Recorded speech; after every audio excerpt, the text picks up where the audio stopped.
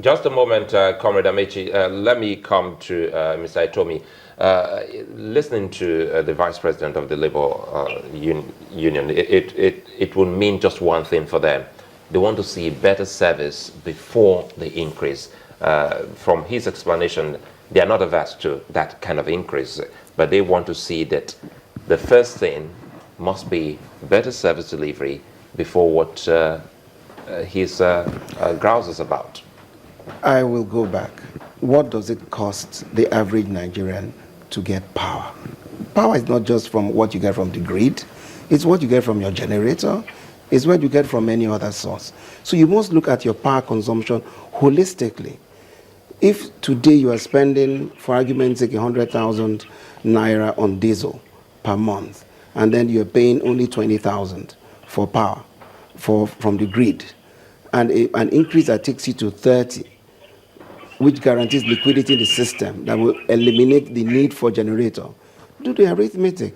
When we hear arguments like what Mr. Amechi is putting, you're essentially asking everybody to remain the way they are. Wait a minute. It's not going to help us. Are they factoring the fact that we have to get generators for ourselves? Or No, that's what I'm saying. No, but that's what was brought upon us as a result of the inefficiencies of the authorities. That's why I said 100 years. So it's not going to happen overnight. We saw that in electricity. We saw it in banking. And what we're saying that the power sector reforms will work. Labour should please hold on. Let's work together. This is not the time to call out any strike. Labour has every right to ask that question because we've been on this plan for a while. I mean, when we heard, you talked about 18, or was it Mr. Amici who talked about 18 months? I think that was something that was agreed by NERC and Discos at that time. Nobody raised any objections. Maybe they felt that 18 months was a very long period. But what we saw wasn't any aggressive metering plan. So the question is, so many times, the faith of Nigerians or their hope has been dashed. How are they so confident that things are going to get better now? Please, you guys must help the rhetoric. If you don't do it, people will burn more on diesel and kill themselves.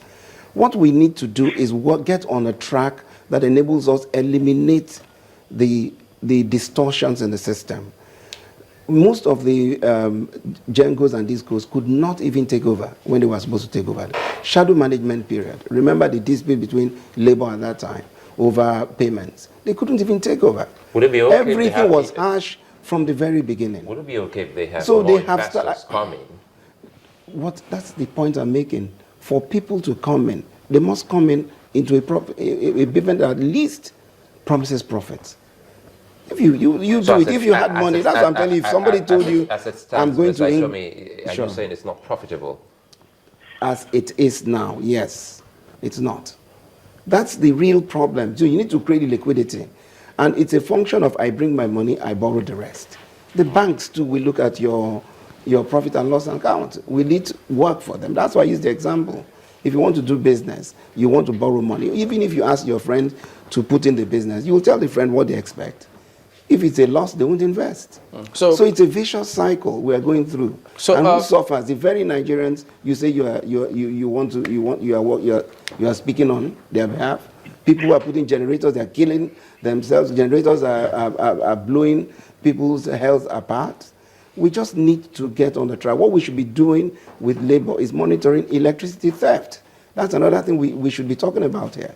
The greatest threat to these reforms is electricity theft. One of the ways... And that is rife among all cadres of Nigerians, including the elites. One of the ways which you're looking at that is through smart metering. Yes. And I think it goes back again to the question of metering, because you talked about paying for what you did not consume. If everybody have, they have meters, whether prepaid or smart, as it were, there is a way that, if there's no electricity, I'm not worried because it means that my meter is not running.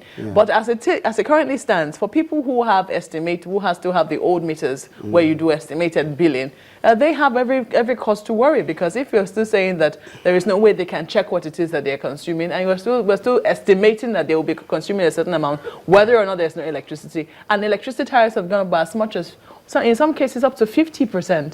And what are those ones to do?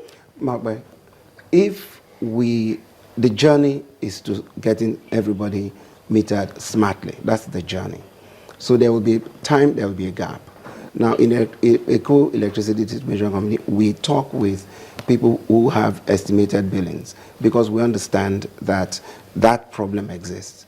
So everything can be negotiated and we come to a reasonable amount. But what we found many, many, many times is that people who cry wolf are actually not paying for power. They just cry wolf, they're not paying for power. So they are punishing those who are actually paying. Now, eventually, not just the smart meters. How did they come to that conclusion? Sorry? How did you come to that conclusion? Yeah, because if you don't do it, you know there's what they call the input meter when it comes from the market operator. They meter the discos. You know, so you have to pay. You have to pay that. You, so somebody's got to bear it.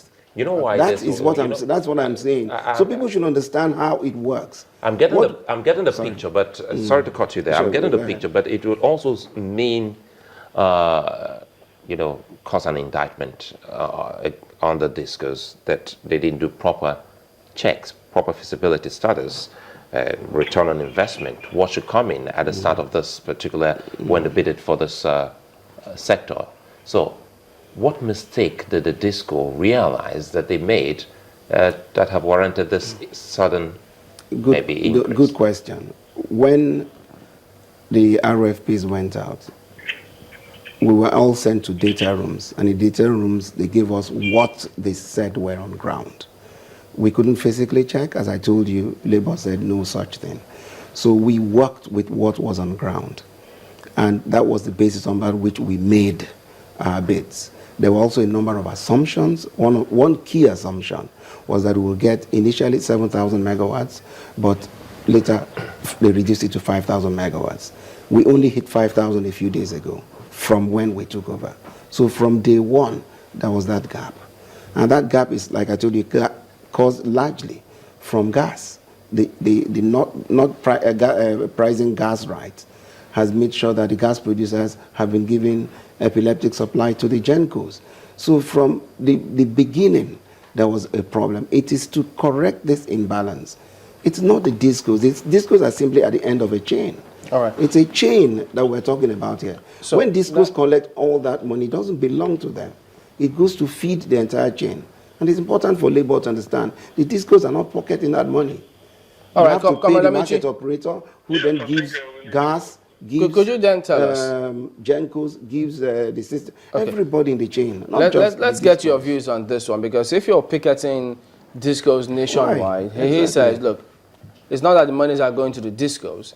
And then secondly, this increase in tariff is to ensure that the business in the sector becomes profitable, because they say if they don't do this, who knows, in the days ahead, you may not get electricity supply as we want it.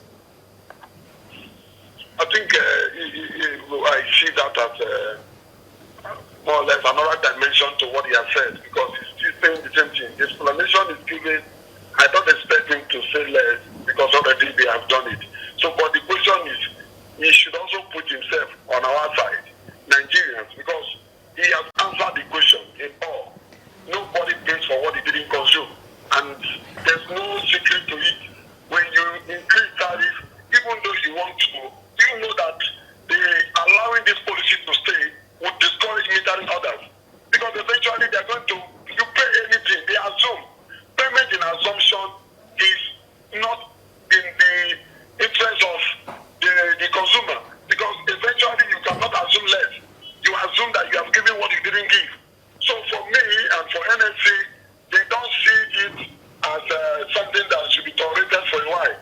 We are saying that the picketing, the highest government will get is from picketing. If there's no response, then we're going to take a nationwide strike. In order that we draw the attention of the federal government. It's beyond this explanation. The other perspective, the other angle to this is, I think I also heard them say that they are giving discos a timeline with which they need to meter everybody. And so if they don't meter everybody, I think they say it's by the end of this year, or is it October? So if they don't meter everyone, then they cannot collect revenues from those who have not been metered, those who are who have been paying their bills on an estimated revenue basis. Is this saying that the policy is not going to be effective on people that are paying on estimated fee? I'm responding to what you said about them not being or having that incentive to go ahead and meet up people. And they said, well, on the contrary, if you don't go ahead and meet up people by, say, the end of this year, you lose the revenue for those who you have not meted. So who will want to lose revenue? That is, okay, you mean the condition given to Disco in order to meet Nigerians? Yes, having increased the tariff. And so the question is, why increase tariff before meter? So that manipulation, that thing they want to, why would they decide to increase before service? Meter everybody, and then let's talk about the proportionate increase if it corresponds with the service given. But now you cannot already exploit somebody before not giving him his right. Okay, so Nigerians are aware that the move they are making is to take advantage of this period in order that they intimidate and cheat the people. So for me, it's very clear. The message is clear. As I speak to you now, we're already here in the Kenya to ensure we engage the process. And then it's not a threat. We're doing this to save and ensure that we liberate the common people in the street. Because himself there is a go down, but eventually may not be suffering what others are suffering. So what exactly, what are you asking for as Labour? We're asking for reverse of the policy. They should reverse the increase and then go back to the drawing board to actually decide when they're going to meter Nigeria. And by the time they achieve the meter for all consumers, we should be talking about the proportion to which the tariff should increase. And they must involve the stakeholders. NSC is a stakeholder to issue of an increase. So you don't just come and then, don't forget, go side by side with the workers in the field. So we are saying government should help workers to help market, to help the economy. Because eventually without money in their hand, they want to take all that belongs to the workers. The common worker who is not Yes, the generators are taking more. I don't know what he's talking about. Sometimes and then